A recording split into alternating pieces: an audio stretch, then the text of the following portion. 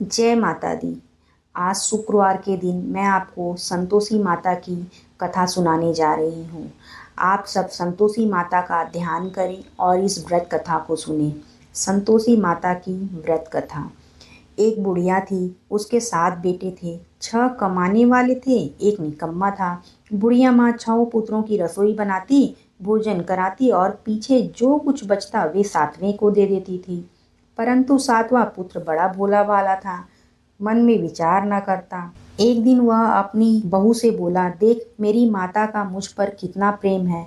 वह बोली, क्यों नहीं, सबका बचा हुआ जूठा तुमको खिलाती है। वह बोला, ऐसा नहीं हो सकता, मैं जब तक आंखों से ना देख लूं मान नहीं सकता। बहू ने हंसकर कहा, देख लोगे तब तो मानोगे। कुछ दिन बाद एक बड़ा त्योहार आया। घर में 7 प्रकार के भोजन और चूरमा के लड्डू बने। वह सिर दर्द का बहाना कर पतला कपड़ा सिर पर ओढ़कर रसोई घर में सो गया और कपड़े में से सब देखता रहा। 6 भाई भोजन करने आए। उसने देखा माँ ने उसके लिए सुंदर सुंदर आसन बिछाए, 7 प्रकार की रसोई परोसी। वह आग्रह करके जिमाती रही। वह देखता रहा। 6 भाई जब भोजन कर उठे तब माँ ने उसकी जूठी थालियों में से लड्डुओं के टुकड़ों को उठाया और एक लड्डू बनाया। जूठन साफ कर बुढ़िया माँ ने पुकारा, उठ बेटा, 6 भाई भोजन कर गए, अब तू ही बाकी है, उठ भोजन कर ले। उसने कहा, माँ मुझे भोजन नहीं करना, मैं परदेस जा रहा हूँ। माता ने कहा, कल जाना हो तो आज ही जा। वह बोला, हाँ हाँ आज ही जा रहा हूँ। यह कहकर वह घर से निकल गया। चलते समय बहू की याद आई। वह गौशाला में कंडे थाप रही थी। जाकर बोला, हम परदेस जा रहे हैं, कुछ समय बाद आएंगे।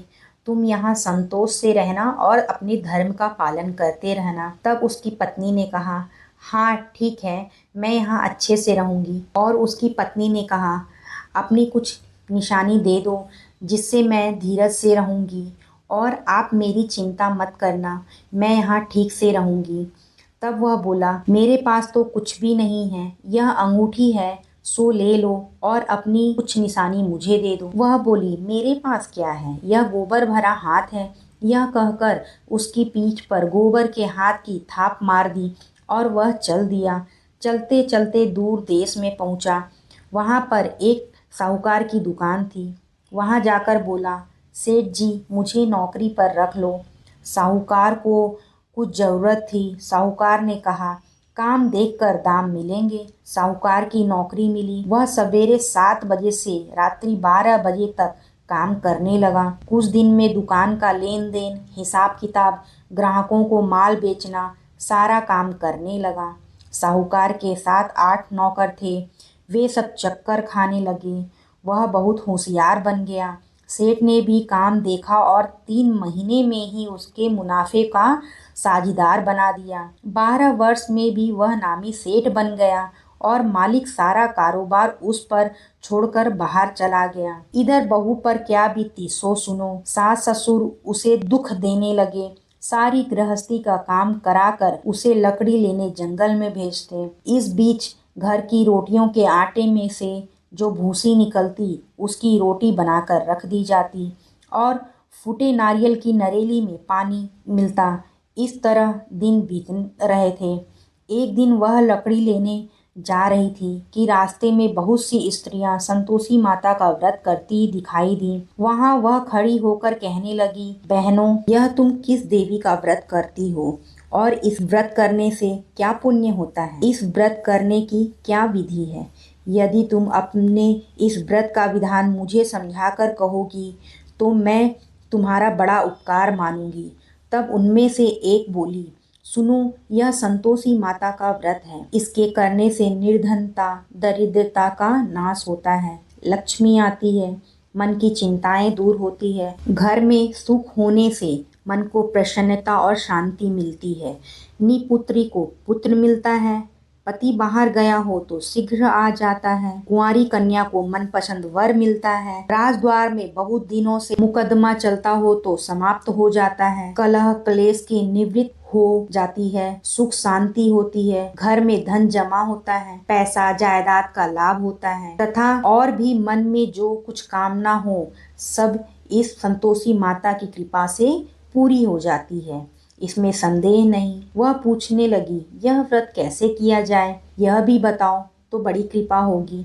स्त्री कहने लगी, 1.25 का गुड़ चना लेना, इससे अच्छा हो 5.25 का लेना या 10.25 का, और सहूलियत के अनुसार लेना। बिना परेशानी, श्रद्धा और प्रेम से जितना भी बन सके सवैया लेना। 5.25 से 10.25 तक या इससे भी ज़्यादा शक्ति या भक्ति के अनुसार गुड़ चना लें।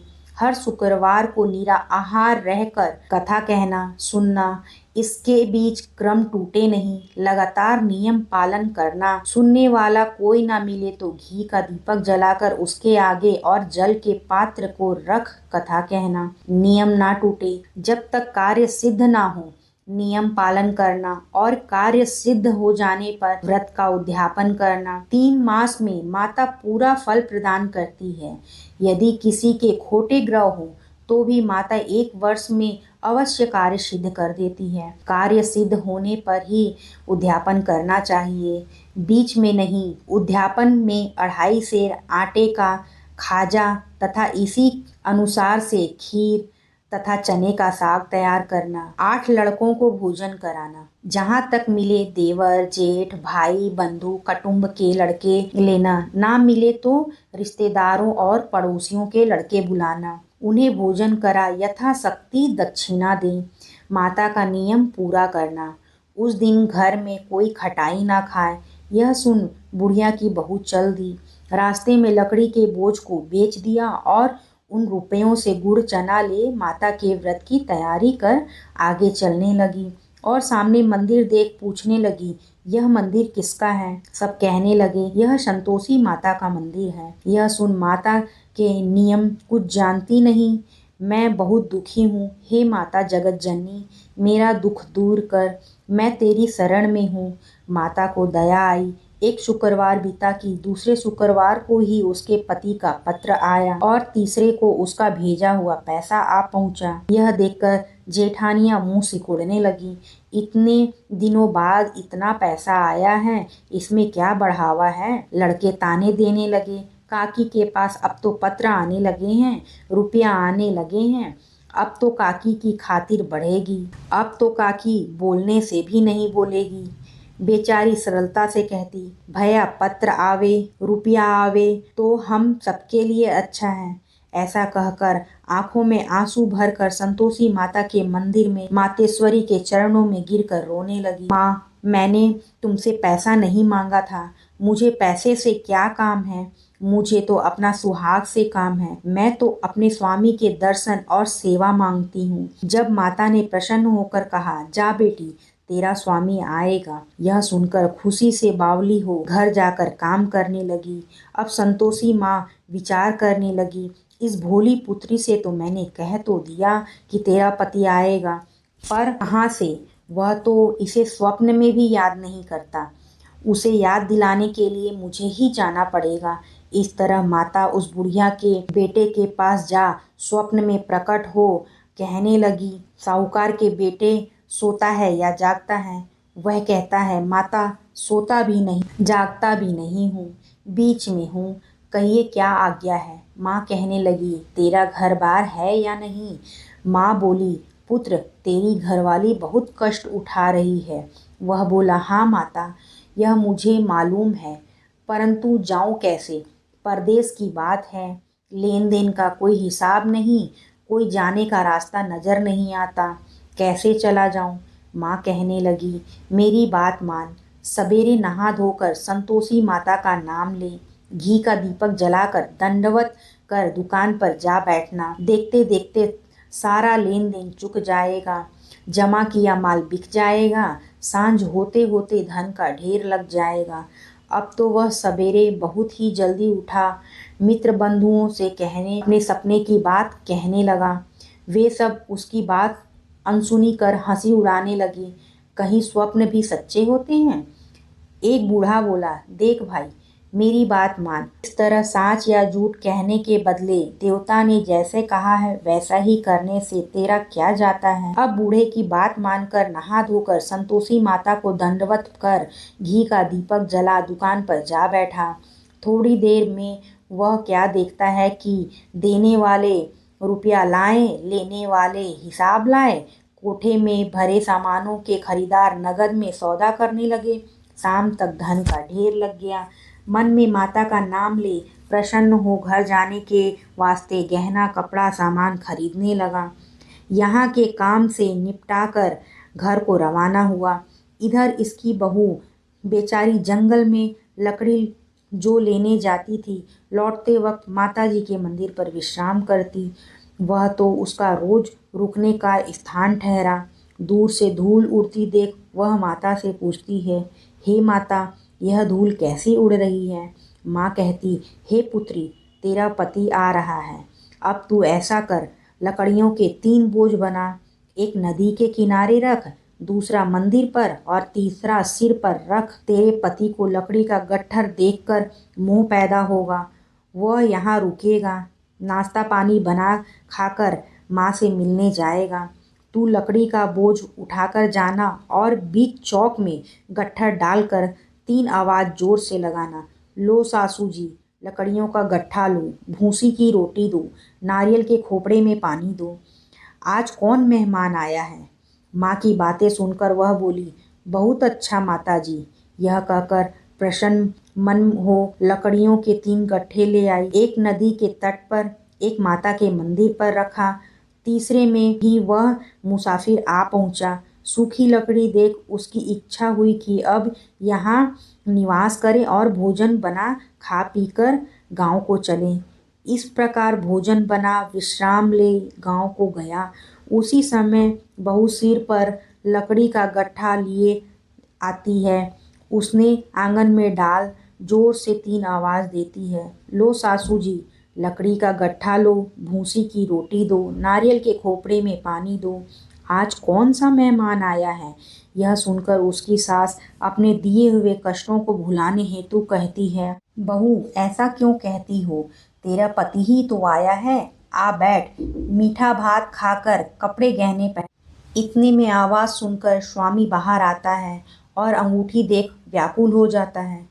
माँ से पूछता है, यह कौन है माँ? कहती है, बेटा, यह तेरी बहू है। आज 12 वर्ष हो गए जब से तू गया है, तब से सारे गांव में जानवर की तरह भटकती फिरती है। काम काज घर का कुछ करती नहीं, 4 समय आकर खा जाती है। अब तुझे देखकर भूसी की रोटी और नारियल के खोपड़े में पानी मांग रही है। वह लज्जित हो बोला, ठीक है माँ, मैंने इसे भी देखा है और तुम्हें भी। अब मुझे दूसरे घर की चाबी दो, मैं उसमें रहूंगा। ठीक है बेटा, जैसी तेरी मर्जी। यह कहकर माँ ने चाबी का गुच्छा पटक दिया। उसने ताले का गुच्छा लेकर दूसरे कमरे को खोलकर सारा सामान जमाया। एक दिन में ही वहाँ राजा के महल जैसा ठाट बाट बन गया।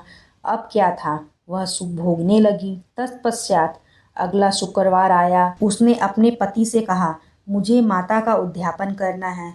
उसका पति बोला, बहुत अच्छा, खुशी से कर लो। तुरंत ही वह उद्यापन की तैयारी करने लगी। जेठ के लड़के को भोजन के लिए कहने गई।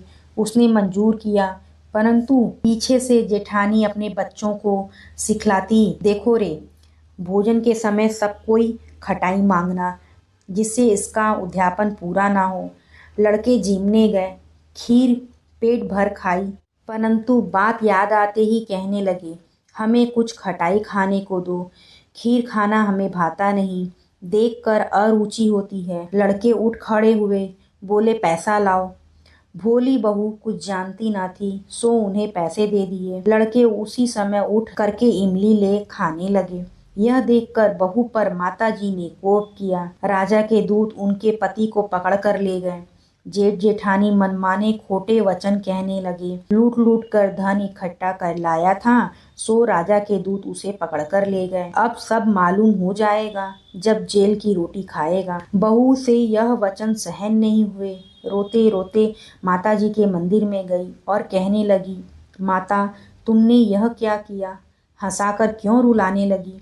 माता बोली, पुत्री, तूने उद्यापन करके मेरा व्रत भंग किया है। इतनी जल्दी सब बातें भुला दी? यह कहने लगी, माता, भूली तो नहीं हूँ, ना कुछ अपराध किया है। मुझे तो लड़कों ने भूल में डाल दिया। मैंने भूल से उन्हें पैसे दे दिए। मुझे क्षमा करो माँ। माँ बोली, अब भूल मत करना। वह बोली, अब भूल नहीं होगी। अब बताओ वे कैसे आएंगे। माँ बोली, पुत्री जा, तेरा पति तुझे रास्ते में ही आता मिलेगा। वह निकली, रास्ते में पति आता मिला। उसने पूछा, तुम कहाँ गए थे। वह कहने लगा, इतना धन जो कमाया था उसका टैक्स राजा ने मांगा था, वह भरने गया था। वह प्रसन्न हो बोली, भला हुआ, अब घर चलो। कुछ दिन बाद शुक्रवार आया। वह बोली, मुझे माता का उद्यापन करना है। पति ने कहा, करो। वह फिर जेठ के लड़के से भोजन के लिए कहने गई। जेठानी ने एक दो बातें सुनाई और लड़कों को सिखा दिया कि तुम लोग पहले ही खटाई मांगना। लड़के खाना खाने से पहले ही कहने लगे, हमें खीर नहीं खाना, हमें नहीं भाता, मन बिगड़ता है, कुछ खटाई खाने को दो। बहू बोली, खटाई खाने को नहीं मिलेगी, खाना हो तो खाओ। यह कहकर ब्राह्मणों के लड़के को बुलाकर भोजन कराने लगी। यथाशक्ति दक्षिणा की जगह एक एक फल उन्हें दिया। इसमें संतोषी माता प्रसन्न हो गई। माता की कृपा होते ही 9वें मास उसको चंद्रमा के समान सुंदर पुत्र प्राप्त हुआ। पुत्र को लेकर प्रतिदिन माता जी के मंदिर को जाने लगी। माँ ने सोचा कि रोज आती है, आज क्यों ना मैं इसके ही घर चलूं, इसका आसरा देखूं तो सही। यह विचार कर माता ने भयानक रूप बनाया। गुड़ और चने से सना मुख, ऊपर से सूंड के समान होंठ, उस पर मक्खियां भिनभिनाती रहीं। देहरी पे पैर रखते ही उसकी सास चिल्लाई, देखो रे, कौन चुड़ैल डाकिनी चली आ रही है। लड़कों, इसे भगाओ, इसे भगाओ, नहीं तो यह किसी को खा जाएगी। लड़के डरने लगे, चिल्लाकर खिड़की बंद करने लगे। बहू रोशनदान से देख रही थी। प्रसन्नता से पगली होकर चिल्लाने लगी, आज मेरी माता मेरे घर आई है। यह कहकर बच्चों को दूध पिलाने से हटाती है। इतने में ही सास का क्रोध फूट पड़ा। मेरी बहू इनको देखकर कैसी उतावली हुई जो बच्चों को पटक दिया। इतने में माँ के प्रताप से जहाँ देखा वहाँ लड़के ही लड़के नजर आने लगे। बहू बोली, माँ जी, मैं जिनका व्रत करती हूँ यह वही संतोषी माता है। इतना कह झट से सारे घर के किवाड़ खोल दिए। सबने माता के चरण पकड़ लिए और विनती कर कहने लगी, हे माता, यह हम मूर्ख हैं, हम अज्ञानी हैं, तुम्हारे व्रत की विधि हम नहीं जानते। तुम्हारा व्रत भंग कर हमने बड़ा अपराध किया है। हे माता, आप हमारे अपराध को क्षमा करो। इस प्रकार माता प्रसन्न हुई। हे माता, बहू को जैसा फल दिया वैसा सबको देना। जो यह कथा सुने अथवा कहे उनकी सभी मनोरथ को पूर्ण करना। बोलो संतोषी माता की जय।